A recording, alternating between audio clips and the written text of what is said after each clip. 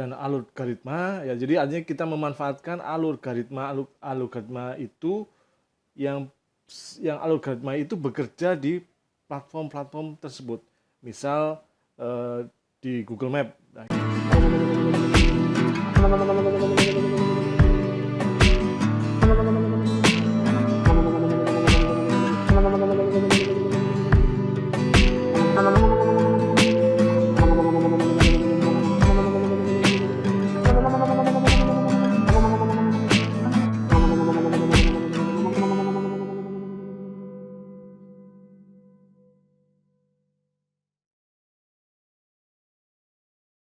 Lima, 4, 3, 2, 1.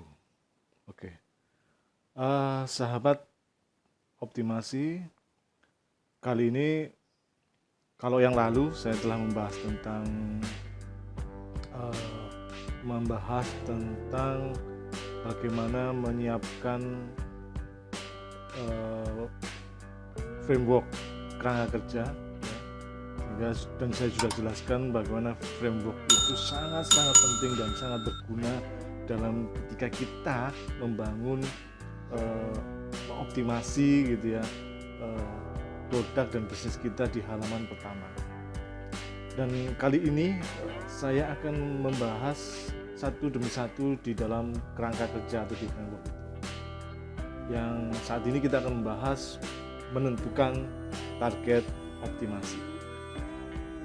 Teman-teman harus ketahui bahwa sebenarnya optimasi apapun ya, bagaimana cara memunculkan produk atau bisnis kita di halaman pertama Google, baik optimasi lewat Google Map atau optimasi lewat website, adalah upaya-upaya membangun aset digital. Ya. Jadi saya ulangi lagi bahwa optimasi ini ya, itu adalah upaya-upaya kita untuk membangun aset digital. Dalam konteks aset digital ini, kita akan memanfaatkan yang namanya algoritma. Nah, dan algoritma ya, jadi artinya kita memanfaatkan algoritma itu yang algoritma itu bekerja di platform-platform tersebut. Misal di Google Map.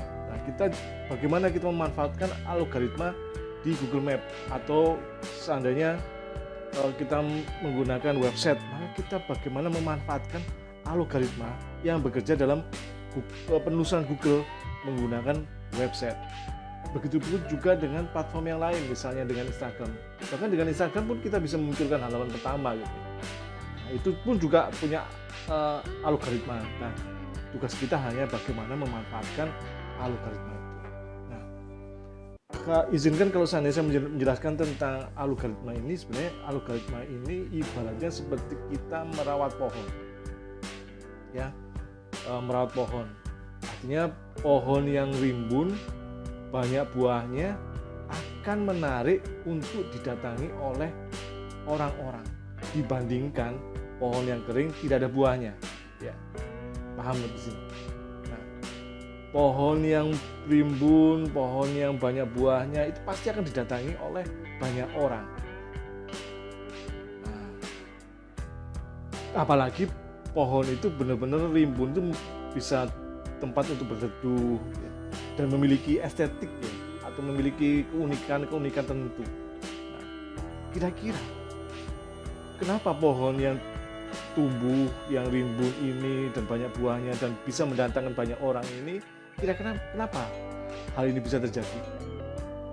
Pasti teman-teman sudah tahu kan, karena mereka dirawat, mereka dipelihara, dijaga, dipupuk.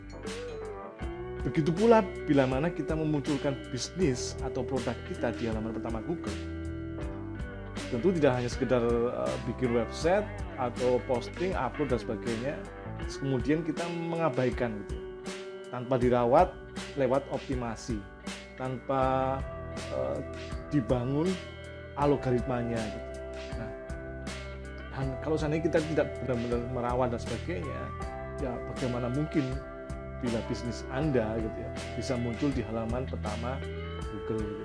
Nah, kebanyakan orang sudah merasa merawat, mereka telah memberikan pupuk, memberikan air yang menurut mereka secara rutin berbulan-bulan lamanya, dan saat waktu yang ditunggu-tunggu ternyata pohon itu tidak berbuah, teman-teman, dan juga tidak rimbun gitu, bahkan justru malah yang terlihat adalah kering kerontang. Begitu juga ketika kita begitu juga saat kita mengoptimasi lewat mesin pencari atau Google Map atau platform manapun, berharap produk kita, bisnis kita muncul di halaman pertama Google. Nyatanya tidak. Lalu bilang kalau seandainya algoritma Google berubah, lalu bilang kalau algoritma Instagram itu berubah. Woi, jangan tiba-tiba langsung menyalahkan Google algoritma gitu. Bisa jadi kita tidak memiliki kerangka kerja yang secara bisa mengantarkan bagaimana kita mengoptimasi algoritma tersebut. Atau bisa jadi Anda gitu ya, belum memiliki kaidah-kaidah yang benar dalam mengoptimasi algoritma tersebut. Nah, inilah pentingnya Anda memiliki kerangka kerja, memiliki framework dalam mengoptimasi algoritma Google Map atau platform lainnya.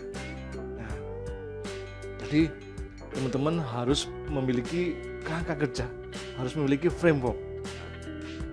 Bicara tentang framework, maka kita akan bicara tentang hal yang paling di ujung yang pertama, yaitu bagaimana menentukan target. Dalam video ini kita akan membahas tentang bagaimana menentukan target. Bicara tentang target itu adalah bicara tentang tujuan, goal setting ketika kita mengoptimasi algoritma Google atau Google Map atau platform lainnya. Nah, kalau izin saya mencoba untuk mesederhanakan, menganalogikan itu bahwa sebenarnya bila mana algoritma itu adalah merawat pohon, maka kita harus berpikir mencari kira-kira tujuan atau target kita untuk merawat pohon itu seperti apa. Nah,